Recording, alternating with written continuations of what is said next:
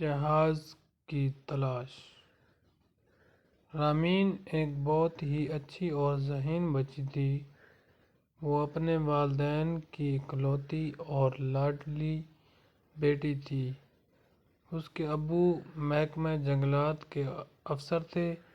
ایک دن جب رامین کی اسکول سے چھٹی تھی تو اس نے اپنے ابو کے ساتھ جنگل جانے کا فیصلہ کیا۔ کچھ ہی دیر میں موجود تھی۔ وہ بہت رامین ریسٹ ہاؤس میں موجود خوش تھی۔ ابو نے کہا، ابھی تھوڑی دیر میں سلیم انکل کے بچے بھی آ جائیں گے تو تم ان کے ساتھ مل کر کھیلنا۔ رامین خوش ہوئی اور ابو کو اللہ حافظ کہا۔ وہ کھڑکی سے باہر کا نظارہ کرنے لگی۔ اسی دوران میں ایک خوبصورت پرندہ کھڑکی پر آ کر بیٹھا۔ رامین اسے دیکھنے اور پیار کرنے لگی۔ وہ اڑ کر درخت پر جا بیٹھا۔ رامین اس کو پکڑنے کے لیے ریسٹ ہاؤس سے باہر آ گئی۔ رامین نے جیسے ہی اس کو پکڑنے کے لیے ہاتھ بڑھایا، وہ اڑ کر دوسرے درخت پر جا بیٹھا اور یوں وہ کافی آگے نکل گئی۔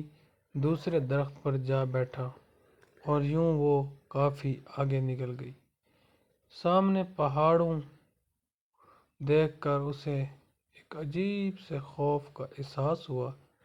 اب اسے ڈر لگ رہا تھا۔ اسے خوفناک آوازیں بھی سنائی دے رہی تھیں۔ وہ پہاڑوں کے ساتھ ساتھ چلنے لگی۔ اچانک اسے کوئی چیز جھاڑیوں میں نظر آئی۔ وہ ایک چھوٹا ہوائی جہاز تھا۔ راستے دیکھتی جہاز بہت پوشیدہ تھا۔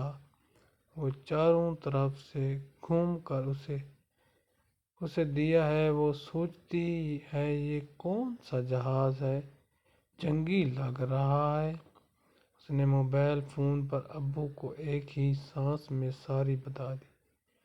اس کے ابو نے کہا، بیٹا آپ پریشان نہ ہوں، ہم آ رہے ہیں۔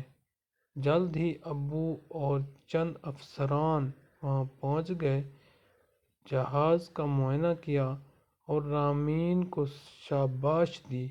اس جہاز کی ان کو کافی عرصے سے تلاش تھی۔